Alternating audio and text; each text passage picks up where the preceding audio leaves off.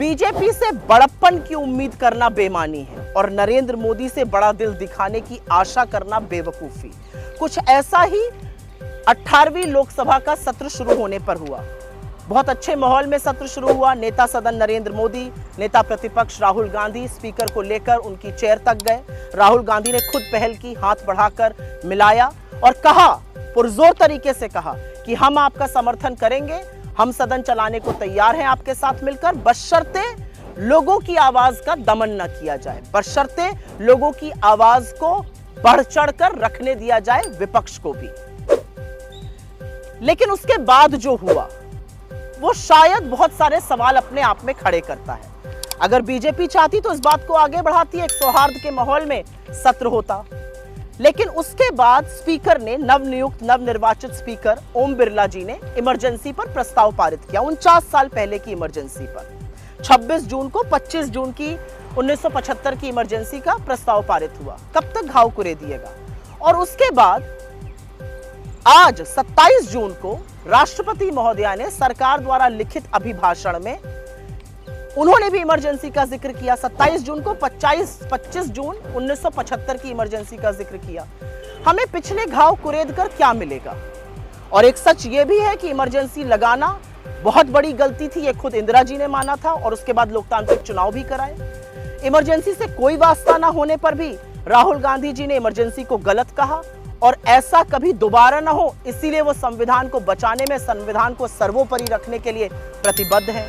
लेकिन क्योंकि अब आपने छेड़ ही दिया है तो चलिए कुछ सवाल पूछ लिए जाते हैं और बिना उन सवालों को पूछे आज बात बनेगी नहीं। एक सत्र में एक साथ 146 सांसदों को निलंबित करना, क्या यह इमरजेंसी नहीं है? विपक्षी सांसदों के माइक को बंद कर देना, क्या यह इमरजेंसी नहीं है? मणिपुर पर राहुल गांधी के 14 मिनट के वक्तव्य में 11 मिनट तक ओम बिरला को दिखाना, क्या यह इमरजेंसी नहीं है? आज 51 मिनट के राष्ट्रपति के अभिभाषण में 6 बार नेता प्रतिपक्ष राहुल गांधी और 73 बार नरेंद्र मोदी को दिखाना, क्या यह इमरजेंसी नहीं है? जो सदन संविधान से चलता है वहां पर जय संविधान बोलना और उस पर आपत्ति जताना स्पीकर का, क्या यह इमरजेंसी नहीं है? क्या यह इमरजेंसी नहीं है कि काले कृषि कानून हो गए, सीए हो गया, भारतीय सुरक्षा संहिता हो गई, भारतीय न्याय संहिता हो गई, भारतीय साक्ष्य अधिनियम हो गया, ये सब बड़े बड़े जबरन वॉइस वोट से पास कराना इमरजेंसी नहीं है? क्या 35% बिल 1 घंटे से कम की चर्चा पर पास करा देना इमरजेंसी नहीं है? क्या मात्र 16% बिल को स्थायी समितियों को भेजना इमरजेंसी नहीं है? क्या बिना आपस में विपक्ष से विचार विमर्श किए गांधी की, बाबा साहब अंबेडकर की, छत्रपति शिवाजी महाराज की मूर्तियों को संसद के एक बियाबान इलाके में डाल देना इमरजेंसी नहीं है? क्या चुनी हुई सरकारों को गिराना, विधायकों की खरीद फरोख्त करना इमरजेंसी नहीं है? क्या चुनाव के ठीक पहले 2 मुख्यमंत्रियों को जेल में डाल देना, मुख्य विपक्षी पार्टी के खाते बंद कर देना इमरजेंसी नहीं है? क्या विपक्ष के पीछे सीबीआई, ईडी, इनकम टैक्स जैसी एजेंसियों को छोड़ देना इमरजेंसी नहीं है? क्या विपक्ष के सांसदों के, अपने खुद के मंत्रियों के, जजों के, अफसरों की जासूसी पेगासस से कराना इमरजेंसी नहीं है? ऐसे बहुत सारे सवाल उठेंगे। सवाल तो वो भी बहुत सारे उठेंगे कि 1 साल से जलते हुए मणिपुर को उसके हाल पर छोड़ देना, क्या ये इमरजेंसी नहीं है? चीनी अतिक्रमण के खिलाफ आक्रोशित लद्दाख की तरफ मुड़कर भी ना देखना, क्या ये इमरजेंसी नहीं है? 750 किसानों की शहादत हो जाने देना, उनको दिल्ली की सीमा पर पड़े रहने देना 1.25 साल, क्या ये इमरजेंसी नहीं है? लखीमपुर किसान नरसंहार के मुख्य अभियुक्त के पिता को गृह राज्य मंत्री बनाए रखना, क्या ये इमरजेंसी नहीं है? क्या ये इमरजेंसी नहीं है कि छात्र अगर बेरोजगारी से त्रस्त होकर प्रदर्शन करें तो उन पर लाठीचार्ज किया जाता है, अगर धरना प्रदर्शन करें तो उनको जेल में भेजा जाता है, क्या ये इमरजेंसी नहीं है? पेपर लीक पर पेपर लीक होना, परीक्षाओं पर परीक्षाएं रद्द होना, क्या ये इमरजेंसी नहीं है? ऐसे बहुत सारे सवाल उठेंगे।